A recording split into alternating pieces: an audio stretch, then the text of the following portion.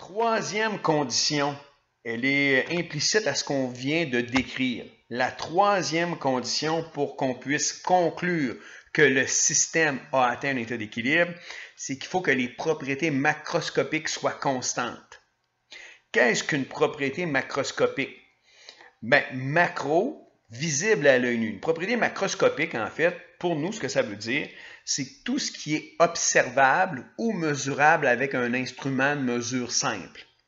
Donc, dans le cas de notre verre, les propriétés macroscopiques, à la fin, dans le deuxième cas, les propriétés sont devenues stables, le volume a cessé de baisser, donc le volume est stable, la température de l'eau doit être stable, la couleur de la solution, en fait, tout ce qui est visible semble être stable, on va dire que les propriétés macroscopiques sont stables. Par contre, au niveau microscopique, c'est extrêmement dynamique, parce que si on était capable d'aller au niveau microscopique, si on était capable de se mettre des lunettes nanométriques, alors ça va en faire sourire peut-être quelques-uns. Si on était capable de se mettre des lunettes nanométriques, on verrait que c'est très dynamique, qu'il y a des molécules d'eau qui s'évaporent, puis il y a des molécules d'eau qui condensent, puis ça va vite parce que c'est très, très, très petit, les molécules, il y en a beaucoup, donc on verrait quelque chose de très, très dynamique, beaucoup, beaucoup de molécules qui s'évaporent, beaucoup, beaucoup de molécules qui condensent. Mais voyez-vous, à l'échelle macroscopique, on a vraiment l'impression qu'il n'y a rien qui se passe. Donc, pour que l'équilibre soit installé, il faut avoir l'impression qu'il n'y a plus rien qui se passe. On dit de façon plus scientifique qu'il faut que les propriétés macroscopiques soient constantes.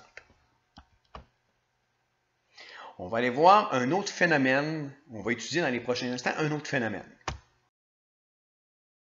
Allons étudier un phénomène simple, celui d'une dissolution, et essayons de se demander, est-ce qu'une dissolution peut être un phénomène physique qui peut atteindre une forme d'équilibre? Allons-y de façon vraiment simple. On va s'imaginer qu'on prend un bécher et on met de l'eau dans notre bécher. On a du sucre. On prend une petite cuillerée de sucre et on la met dans notre bécher et on brasse pour dissoudre notre sucre. Donc, voyez-vous, on brasse, le sucre finit par se dissoudre. Est-ce que le fait d'avoir dissous une petite cuillerée de sucre dans l'eau, est-ce que c'est un phénomène réversible ou irréversible? Et là, j'attire votre attention sur ceci. On étudie le phénomène de dissolution du sucre dans l'eau. On n'est pas en train d'étudier le système où il y a de l'eau qui s'évapore. Donc, concentrons-nous uniquement sur le fait qu'on vient de mettre une petite cuillerée de sucre dans notre bécher d'eau et qu'on a brassé pour dissoudre notre sucre. Considérons l'évaporation de l'eau comme un phénomène négligeable. Est-ce que c'est un phénomène réversible? Est-ce que le sucre qui est dissous ici peut redevenir solide? La réponse est logiquement non. C'est irréversible. Le sucre, une fois dissous, le sucre reste dissous dans l'eau. Est-ce qu'on pourrait rendre ce système-là capable de produire un état d'équilibre? Continuons notre réflexion. On a encore notre bécher, on a mis du sucre dedans, mais cette fois-là, on va rajouter beaucoup plus de sucre dans notre bécher. Beaucoup, beaucoup de cuillerées de sucre et on va brasser, brasser. Ce qu'on va se rendre compte à un moment donné, c'est qu'on a beau mettre du sucre et brasser, il se crée un dépôt dans le fond. Alors, pourquoi il y aurait un dépôt dans le fond? C'est une notion que vous avez sûrement déjà étudiée. On dit que la solution, elle est rendue saturée en sucre. Donc, la solution n'est plus capable de dissoudre du sucre. Le sucre qu'on rajoute se dépose dans le fond comme ça.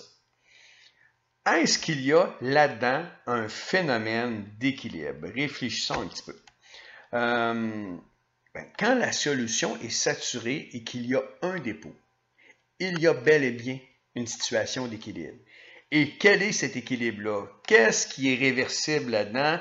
Est-ce que le système est fermé? Est-ce que les propriétés macroscopiques sont stables? Effectivement, la dissolution du sucre, c'est un phénomène naturel. Il y a du sucre solide ici et il y a de l'eau ici. Donc, le sucre a tendance très naturellement à se dissoudre. Donc, le sucre solide à devenir du sucre aqueux. Mais ici, comme la solution est saturée, au moment où il y a une molécule de sucre qui devient aqueux, qu'est-ce qui va se produire? Il y a une molécule de sucre aqueuse qui va devenir solide. Et qu'est-ce qui fait qu'on a l'impression qu'il n'y a plus rien qui se passe, même s'il y a de la dissolution puis de la précipitation? C'est que ces deux phénomènes-là se déroulent, mais se déroulent en même temps à la même vitesse. Donc, on peut conclure que ce type de système-là est une forme de système fermé. En fait, on va dire que le système est chimiquement isolé. Et c'est assez simple à comprendre, parce que quand on étudie un système aqueux, ce sont des molécules qui sont dissoutes dans l'eau. Or, ces molécules-là qui sont dissoutes dans l'eau ne peuvent pas partir de l'eau. Je vous rappelle qu'on n'étudie pas l'évaporation de l'eau, on se concentre uniquement sur ce qui arrive ici dans l'eau, c'est un système de dissolution. Bien, dans un système de dissolution ou dans toute réaction chimique qui se déroule en solution aqueuse, les molécules ne peuvent pas s'échapper de la solution aqueuse. Et donc, on considère qu'un système aqueux est un genre de système fermé qu'on peut appeler aussi un système chimiquement isolé. Donc, qui peut permettre d'atteindre un état d'équilibre. Donc, en résumé, si on veut qu'une réaction ou qu'un phénomène atteigne un état d'équilibre, quelles sont les conditions qui sont requises? Bien, premièrement, pour qu'un système ou une réaction chimique atteigne l'équilibre, il faut que la réaction, le phénomène soit réversible. Ce système réversible-là, dans quelle sorte de système il doit avoir lieu? Bien, le système réversible, il faut qu'il s'effectue dans le système, et ce système-là doit être fermé ou chimiquement isolé.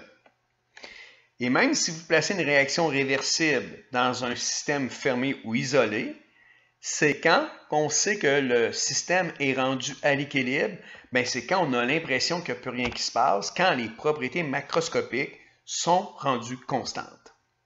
Voilà ce que ça prend pour qu'un système établisse un état d'équilibre. Maintenant,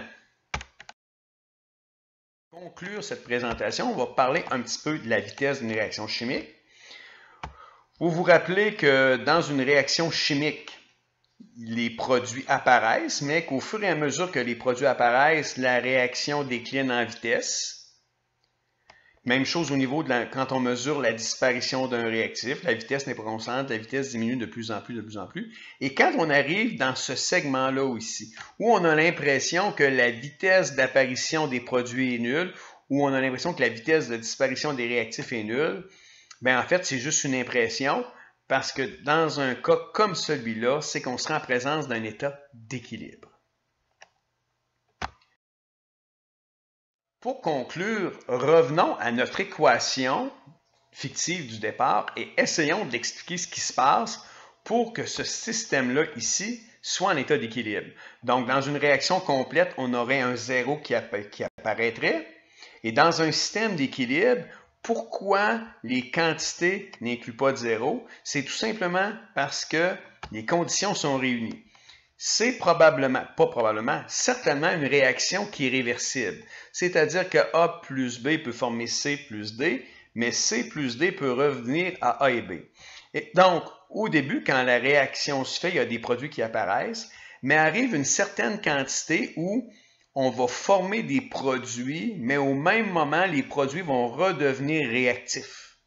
Et donc, si à la même vitesse, on forme des produits et que les produits reforment des réactifs, bien, vous comprendrez que les quantités qui sont là deviennent stables et qu'on n'est pas en présence d'une réaction complète, mais on est en présence d'une réaction chimique qui a établi une réaction d'équilibre, c'est-à-dire que la vitesse de formation des produits est égale à la vitesse de décomposition de ces produits-là.